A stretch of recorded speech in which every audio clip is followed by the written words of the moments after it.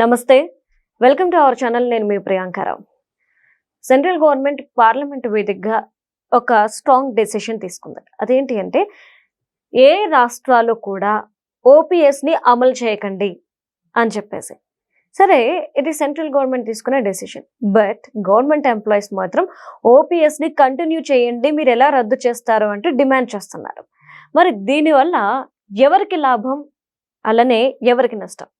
ఎందుకు central government ఈ decision తీసుకుంది? ఉద్యోగులు ఎందుకు ఓపీఎస్ కావాలి అని చెప్పేసి అడుగుతున్నారు. క్లియర్ గా తెలుసుకునే ప్రయత్నం చేద్దాం. మనతో పాటు సీనియర్ జర్నలిస్ట్ సిఎస్ రావు గారు ఉన్నారు, ఆయనతో మాట్లాడదాం. నమస్కారం సార్. నమస్తే. సెంట్రల్ గవర్నమెంట్ ఏమో ఓపీఎస్ అమలు చేయకండి వద్దు అనేస్తుంది, ఉద్యోగులేమో మాకు ఓపీఎస్ కావాలి అంటున్నారు. అసలు వీళ్ళిద్దరి మధ్య మనం చూసుకుంటే ఎవరి వైపు న్యాయం ఉంది?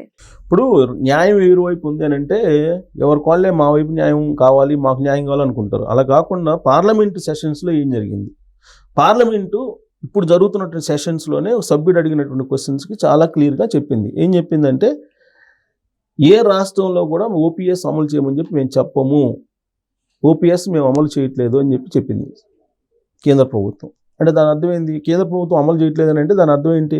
రాష్ట్ర ప్రభుత్వాలు కూడా అమలు చేయొద్దనే కదా. కానీ రాష్ట్రాలు కొన్ని ఏం చేస్తున్నాయంటే ఓట్ బ్యాంక్ రాజకీయం కోసం ఓపీఎస్ను అమలు చేస్తూ ఉన్నాయి. ఆ రాష్ట్రాలు ఇవాళ ఆర్థికంగా దివాలా తీసి 1వ తారీఖున జీతాలు, 1వ తారీఖు కాదు అసలు జీతాలు ఇవ్వలేనటువంటి పరిస్థితుల్లో ఉన్నాయి ఆ రాష్ట్రాలు. ఈవెన్ ఆర్బీఐ అలాగే ఆర్థిక నిపుణులు ఏం చెప్తున్నారంటే ఓపీఎస్ వల్ల ఆర్థిక పరమైనటువంటి పునాదులు కదిలిపోతాయి, కాబట్టి మీరు ఓపీఎస్ జోలికి వెళ్ళొద్దు అని చెప్పి రాష్ట్ర ప్రభుత్వాలకి చెప్తూ ఉన్నాయి. ఇప్పుడు ఉద్యోగులు ఏం చేస్తున్నారు? తెలుగు రాష్ట్రాల్లో అటు తెలంగాణలో ఇటు ఆంధ్రప్రదేశ్లో మాకు సిపిఎస్ రద్దు చేసి ఓపీఎస్ ఇవ్వండి అని చెప్పి అడుగుతున్నారు. ఈ ఓపీఎస్ ఇవ్వకపోతే మేము భవిష్యత్ కార్యాచరణ ప్రణాళికను రచించుకొని మేము పోరాటాలు చేస్తామని చెప్పి హెచ్చరిస్తూ ఉన్నారు ఉద్యోగులు. ఒకవేళ ఆ ఉద్యోగుల యొక్క ఒత్తిడికి తలొగ్గి ఓపీఎస్ని కనుక అమలు చేస్తే, సిపిఎస్ని రద్దు చేసి రాష్ట్రాల ఆర్థిక పరిస్థితిని మర్చిపోవటమే, దివాలా చేయడం, జీతాలు ఉండవు ఇక ఇచ్చే పరిస్థితి ఉండదు. ప్రజలు తిరగబడతారు, తిరగబడి ఉద్యోగుల్ని నిలదీసే పరిస్థితి వస్తుంది. ఇప్పటికే ఉద్యోగులు నిలదీస్తున్నారు. సుప్రీంకోర్టు కూడా చెప్తుంది ఉద్యోగులు తీరు మారాలని. లేటెస్ట్గా నిన్న వచ్చినటువంటి తీర్పులో ఉద్యోగుల తీరు మారాలి, ఒకవేళ జవాబుదారీతనంతో లేకపోతే జడ్ ఒప్పుకోదు అని చెప్పి చెప్తుంది. సుప్రీంకోర్టే ప్రస్తావించింది. ఉద్యోగులకు సంబంధించినటువంటి కేసులో సుప్రీంకోర్టు జడ్జి ప్రస్తావించారు, మీరు మారండి, మీ అవినీతిని తగ్గించుకోండి, మీ అవినీతి లేకుండా మీరు జవాబుదారీతనంగా పనిచేయడం నేర్చుకోండి అని చెప్పి సుప్రీంకోర్టు చెప్తుంది. మీరు గమనించండి, జడ్ ఆలోచన తీరుని మీరు గమనించండి, లేదంటే భవిష్యత్తులో మీ ఉద్యోగాలకే ప్రమాదం అని చెప్పి సుప్రీంకోర్టు హెచ్చరిస్తుంది. సుప్రీంకోర్టు జడ్జి హెచ్చరించాడు ఒక కేసులో విచారణ సందర్భంగా. అంటే ప్రభుత్వ ఉద్యోగులు ఉండేది 3% మ్యాక్సిమం. ఈ 3%కి రాష్ట్రాల యొక్క ఆదాయం 90% పోతుంది, జీతాలు, బత్యాలు, పెన్షన్లకి. ఆల్రెడీ రేవంత్ రెడ్డి గారు తెలంగాణ ఆర్థిక పరిస్థితి గురించి 3 మాటల్లో చెప్పేశారు. నాకు వచ్చేటువంటి రెవెన్యూలో జీతాలు, బత్యాలు, పెన్షన్లు పోగా ఏదైనా కొద్దిగా గొప్ప వడ్డీలకు చెల్లిస్తున్నాను, అప్పులు తీసుకొచ్చిన దానికి. ఇంతకు మించి సంక్షేమ పథకాలు అమలు చేయడానికి కూడా నా దగ్గర డబ్బులు లేవు, అందుకే నేను భూములు అమ్ముకుంటున్నాను అని చెప్పాడు ఆయన. ఆర్థిక పరిస్థితి గురించి, రాష్ట్రం యొక్క ఆర్థిక పరిస్థితి గురించి. ఆంధ్రప్రదేశ్లో అమ్ముకోవడానికి భూములు కూడా లేవు, కొనడానికి ఎవరు రారు కూడా. ఆంధ్రప్రదేశ్లో ఇవాళ పరిస్థితి ఏంటి? రూపాయికి 99 పైసలు ఉద్యోగులకి జీతాలు, బత్యాలు, పెన్షన్లకి సరిపోతున్నాయి అని చెప్పి ఆర్థిక మంత్రి పయ్యావుల కేశవ్ గారు అసెంబ్లీ వేదిక చెప్పినటువంటి మాట. దానికి వీళ్ళేమంటారు, ఉద్యోగ సంఘాల నాయకులు కొంతమంది మొత్తం రెవెన్యూలో వాటా అంత లేదు ఆయన చెప్తున్నారు, కానీ 50% దాటలేదు అని చెప్పి చెబుతున్నారు. ఆదాయం రెవెన్యూ ఆదాయంలో అంత వాటా లేదు, పన్నుల వాటాలో మాత్రం తేడా ఉంది అని చెప్పి ఏదో లెక్కలు చెప్తున్నారు వీళ్ళు. వాళ్ళు చెప్పేటువంటి లెక్కలు వాళ్ళకే అర్థం అవుతాయి తప్పితే జనాలకి ఎవరికి అర్థం కాదు, ఆర్థికవేత్తలకు కూడా అర్థం కావు. అంత దారుణమైన లెక్కలు చెప్తారు వాళ్ళు కొంతమంది నాయకులు. ఆల్రెడీ ఆంధ్రప్రదేశ్ యొక్క ఆర్థిక పరిస్థితిని ప్రతి నెలకి సమీక్షిస్తున్నారు చంద్రబాబు నాయుడు గారు. ఆర్థిక పరిస్థితి బాగలేనప్పటికీ 33,000 కోట్ల రూపాయలు ఏమో బకాయిలు చెల్లించాడు ఈ 2.5 సంవత్సరంలో వాళ్ళకి. అయినప్పటికీ కూడా మాకు ఐఆర్ పరిస్థితి ఏంటి, ఐఆర్ ఇస్తారా లేదా, పిఆర్సీ వేస్తారా లేదా, ఇలా డిమాండ్ చేస్తున్నారు వాళ్ళు. ఇది మా రైట్ అని అంటున్నారు. మీ రైట్తో పాటు రెస్పాన్సిబిలిటీస్ కూడా ఉన్నాయి. కరెక్ట్. మీ రెస్పాన్సిబిలిటీలు మీరు కనుక నిర్వర్తించినట్టు సక్రమంగా ఇవాళ ఏసీబీ వాళ్ళు టచ్ చేస్తే 200 కోట్లు ఎవరికి ఉండవు.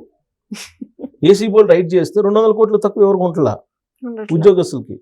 ఏసీబీ రైట్ చేసిన ప్రతి ఉద్యోగి దగ్గర కిలోల కొద్ది బంగారం, కిలోల కొద్ది వెండి, ఫామ్ హౌస్లు, డూప్లెక్స్ విల్లాలు, గేటెడ్ కమ్యూనిటీలో ఫ్లాట్లు, ఇలాంటి పరిస్థితి ఉన్నాయే. మరి అది ప్రశ్నించరా మీరు? ఆ రెస్పాన్సిబిలిటీ లేదా? అది ప్రశ్నించేటువంటి లేదు. అది దాని గురించి పట్టించుకోరు. పైగా వాళ్ళ మీద ఉన్నటువంటి కేసుల్ని ఎలా తొలగించాలి అనే దానికి వీళ్ళు కొంతమంది ప్రయత్నం చేస్తూ ఉంటారు. రాష్ట్ర ప్రభుత్వానికి, రాష్ట్ర ఖజానానికి జమ కావాల్సినటువంటి అమౌంట్లో అవినీతి రూపంలో పోతూ ఉంటే దాన్ని అడ్డుకోవడం అనేది మీ రెస్పాన్సిబిలిటీ కాదా? ప్రభుత్వం వేరు, ఉద్యోగులు వేరు అనేటువంటి ఒక ప్రయత్నం ఏదైతే ఉందో ఆ ప్రయత్నంలో వీళ్ళు దగా చేస్తున్నారు. అసలు ప్రభుత్వం అంటేనే ఉద్యోగులు. వాళ్ళు ఏమంటున్నారు, ప్రభుత్వం వేరు మేము వేరు అనేటువంటి ఒక డీవియేషన్ తీసుకొచ్చి ఒక రకంగా ప్రభుత్వంలో ఉండేటువంటి వాళ్ళని, పాలకుల్ని బ్లాక్మెయిల్ చేసి మేము మిమ్మల్ని దించగలం, ఎక్కించగలం అనేటువంటి ఒక మైండ్ గేమ్ ఆడుతూ ఉన్నారు. అందుకే పార్లమెంటు వేదికగా ఈ సెషన్స్లోనే కేంద్ర మంత్రి చాలా స్పష్టంగా చెప్పారు, ఓపీఎస్ని ఎవరు అమలు చేయొద్దు, మేము అమలు చేయొద్దు అని చెప్పేశాం అని చెప్పి ఆయన క్లియర్గా చెప్పారు. కేంద్ర మంత్రి పార్లమెంటు వేదికగా చెప్పారు, నో ఓపీఎస్ అని చెప్పి చాలా క్లియర్గా చెప్పారు.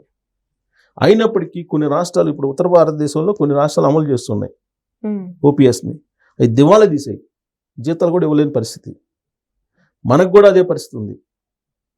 గత ప్రభుత్వంలో 1వ తారీఖు జీతాలు పడకపోతే ఎక్కడికి వెళ్ళారు వీళ్ళందరూ?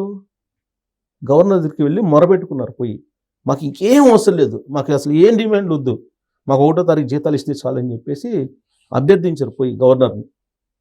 ఆ అభ్యర్థించినటువంటి వాళ్ళని కూడా కేసు పెట్టి లోపలేసే పరిస్థితి వచ్చింది ఆ రోజు గవర్నమెంట్.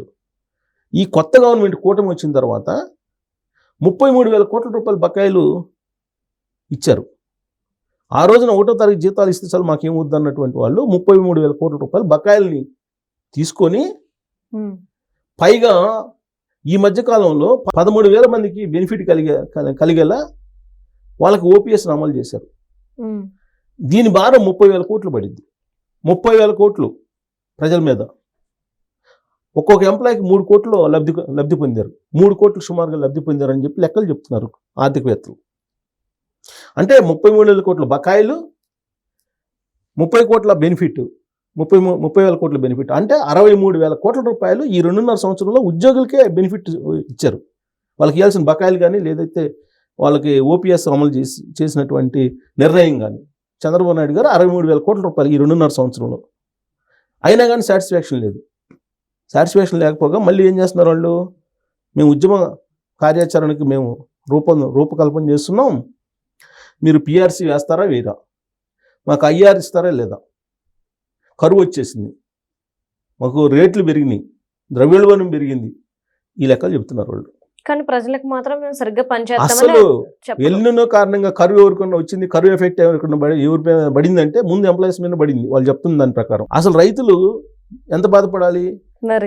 వస్తే నష్టం రైతులకు రావాలి, వాళ్ళకే వచ్చేది. సీజన్ అయిపోయిన తర్వాత వస్తుంది వాళ్ళకి, దాని ఎఫెక్ట్ తర్వాత సమాజం మీద పడుతుంది. కానీ అక్కడ ఎల్లినో అనగానే 7 ఉద్యోగులకి కరువు వచ్చేసింది. మాకు ఐఆర్ సంగతి ఏంది అని అంటారు, మాకు ఐఆర్ ఎందుకు ఎవరు అని అంటారు, మా డిఎల్ తెలంగాణలో ఇచ్చారు మాకెందుకు ఎవరు అని అంటారు. తెలంగాణలో ఫిట్మెంట్ 51% తోటి కావాలని చెప్పి అంటున్నారు, మాకు కూడా అంతే కావాలి. తెలంగాణ వాళ్ళు ఎంత ఇస్తే నాకు కూడా అంత కావాలి. మరి తెలంగాణ ఆదాయం అంత వస్తుంది, తెలంగాణలో 200 కోట్లు బలుతుంది ఎకరా, ఆంధ్రప్రదేశ్లో 200 కోట్లు బలుతుందా? పోనీ తెలంగాణ ఆదాయం పెరుగుతుంది, మీది రాష్ట్రానికి ఏమన్నా ఆదాయం పెంచుతున్నారా మీరు?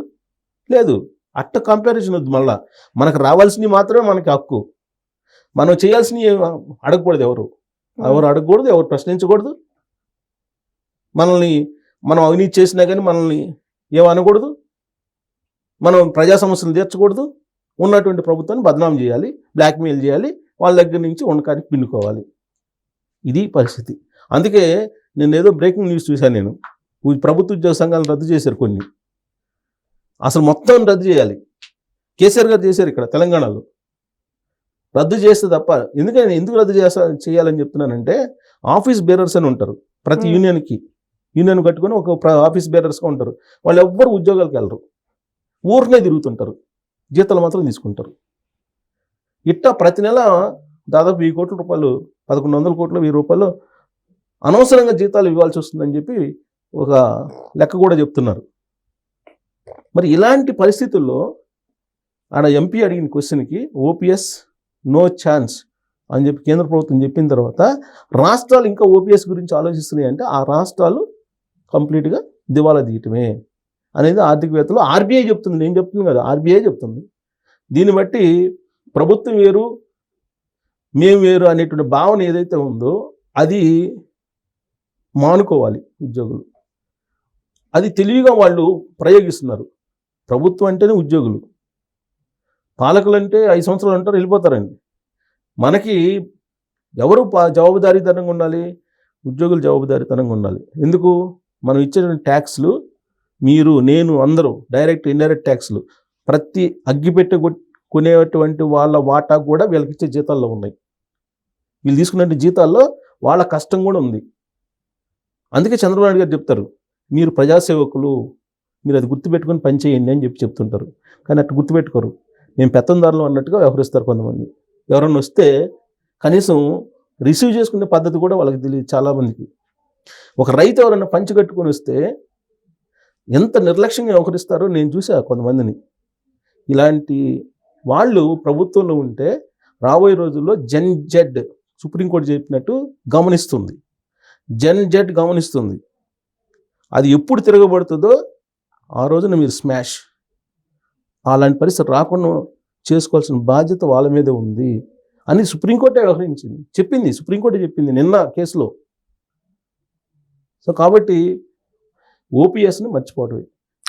ఓపీఎస్ అమలు చేస్తే ఓ పెద్ద విప్లవం వస్తుంది ప్రజల నుంచి.